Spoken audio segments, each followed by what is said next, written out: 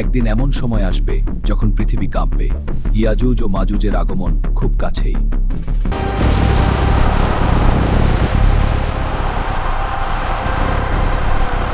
কখনো কি ভেবেছেন একদিন এমন সময় আসবে যখন মানুষ পালানোর জায়গা পাবে না? আকাশ অন্ধকার হবে, জমিন কেঁপে উঠবে, নদী শুকিয়ে যাবে। সেদিন মানুষ বলবে, হায়, আমরা যদি আল্লাহর পথে ফিরতাম। সেই ভয়াবহ সময়ের সবচেয়ে বড় নাম ইয়াজুজ ও মাজুজ। আজ আমরা জানব শুধু তাদের গল্প নয়, জানব আমাদের ভবিষ্যৎ। অনেক মানুষ মনে করে ইয়াজুজ মাজুজ হয়তো কল্পকাহিনী। না, তারা বাস্তব। তারা আদম আলাইসাল্লামের বংশধর, আমাদেরই মতো মানুষ। কিন্তু পার্থক্য একটাই, তাদের হৃদয় ছিল না দয়া, ছিল না আল্লাহ ভীতি, ছিল না মানবতা। তারা যেখানে যেত সেখানে আগুন জ্বালাতো, রক্ত ঝরাতো, কান্না রেখে যেত। আজকের পৃথিবীর অনেক জুলুম তাদের সামনে কিছুই না। এক সময় এক নিরীহ জাতি তাদের অত্যাচারে ধ্বংস হয়ে যাচ্ছিল। তাদের ঘর জ্বলছিল, সন্তান মারা যাচ্ছিল, মা বোন অপমানিত হচ্ছিল।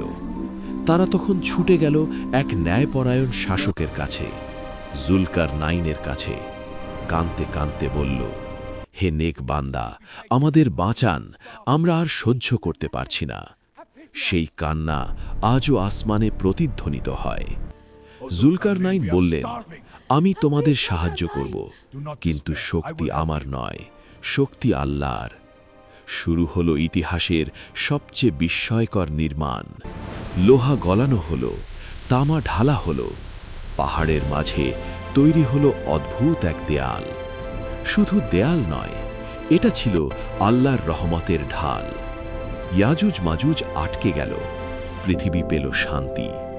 হাদিসে এসেছে, তারা প্রতিদিন দেয়াল খুঁড়ত, সন্ধে বলতো কাল শেষ করব, কিন্তু বলতো না ইনশাআল্লাহ। তাই আল্লাহ দেয়াল আবার ঠিক করে দিতেন।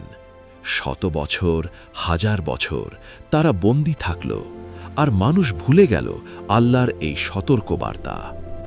একদিন তারা বলবে, আগামীকাল ইনশাআল্লাহ শেষ করব। তখন আল্লাহ বলবেন, হ্যাঁ, এখন সময়।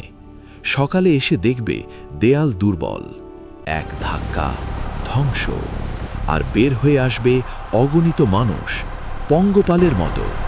পৃথিবী কেঁপে উঠবে। তারা প্রথমে নদী পান করবে, শেষ দল এসে বলবে, এখানে কি কখনো পানি ছিল? শহর ধ্বংস, ফসল শেষ, পশু মরছে, মানুষ পাহাড়ে পালাচ্ছে, মা সন্তানকে জড়িয়ে কাঁদছে, আমরা বাঁচব তো? কিন্তু উত্তর নেই। তখন ঈসা আলাইহিসসালাম মুমিনদের নিয়ে পাহাড়ে উঠবেন। খাবার শেষ, পানি নেই, শুধু কান্না আর দোয়া। আল্লাহু আকবার। রব্বানা লাকাল হামদ। আমিন। সুবহান রাব্বিয়াল আ'লা। ঈসা আলাইহিসসালাম হাত তুলবেন, হে আল্লাহ, তুমি ছাড়া আমাদের কেউ নেই। সেই দোয়া আসমান কাঁপাবে। আল্লাহ পাঠাবেন অতি ক্ষুদ্র পোকা, মানুষের চোখে তুচ্ছ, কিন্তু আল্লাহর কাছে শক্তিশালী। এক রাতেই সব শেষ, কেউ বাঁচবে না। শক্তি, সংখ্যা, অস্ত্র কিছুই কাজে আসবে না। পৃথিবী দুর্গন্ধে ভরে যাবে।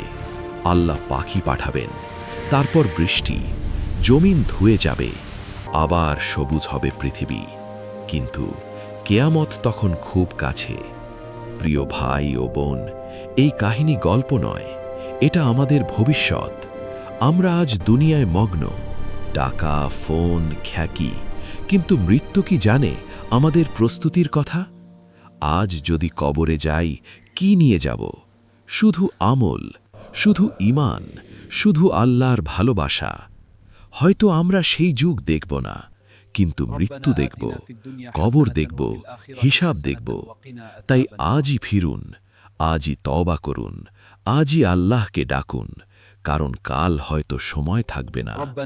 আল্লাহ আমাদের সবাইকে হেফাজত করুন, আমিন। ভিডিওটি ভালো লাগলে লাইক, শেয়ার ও সাবস্ক্রাইব করুন।